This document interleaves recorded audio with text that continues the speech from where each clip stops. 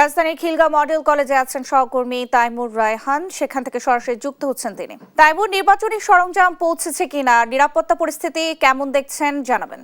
জি Nancy, যেমনটা বলছেন আসলে সকাল থেকে কিন্তু এই যে রাজধানীর খিলগাঁও মডেল কলেজ রয়েছে, কলেজ থেকে যে বিভিন্ন কেন্দ্রতে যে নির্বাচনী সরঞ্জাম সেটি কিন্তু পৌঁছে দেওয়া হচ্ছে। আমরা যদি একটু আপনাদেরকে দেখাই যে খিলগাঁও মডেল কলেজ এলাকা থেকে সরঞ্জাম নিতে কিন্তু বিভিন্ন কেন্দ্র থেকে যে প্রিজাইডিং অফিসাররা রয়েছে তারা কিন্তু ইতিমধ্যে এখানে এসেছেন।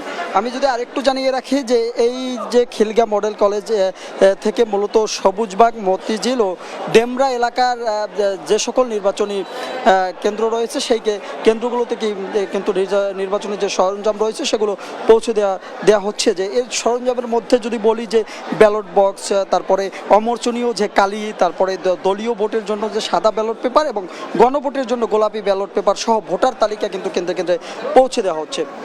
তো সকাল থেকে এই কর্মযজ্ঞ কিন্তু এখানে চলছে। তাছাড়াও আমি একটু ক্যামেরার চোখে যদি দেখাই, এখানে কিন্তু আনসার সদস্যরা রয়েছেন এবং কি পুলিশ সদস্য রয়েছেন। নিরাপত্তার দায়িত্বে যারা আছেন তারা কিন্তু কঠোর নিরাপত্তার চাদরে যে নির্বাচনী যে সরঞ্জাম আছে তারা কিন্তু কেন্দ্রে কেন্দ্রে নির্বাচনী সরঞ্জামগুলো পৌঁছে দিচ্ছেন এবং কি এখান থেকে প্রতিটা সরঞ্জাম গুণে ভালোভাবে বুঝিয়ে তাদেরকে দেওয়া হচ্ছে। তো আমরা ক্যামেরার চোখে দেখাচ্ছিলাম যে ক্যামেরার চোখে আমরা দেখাচ্ছি যে এখানে নির্বাচনী যে সরঞ্জাম রয়েছে সেগুলো দেওয়া হচ্ছে। তো ঢাকার যে সরঞ্জামগুলো রয়েছে এটা কিন্তু বিভিন্ন জায়গা থেকে দেওয়া হবে। যেমন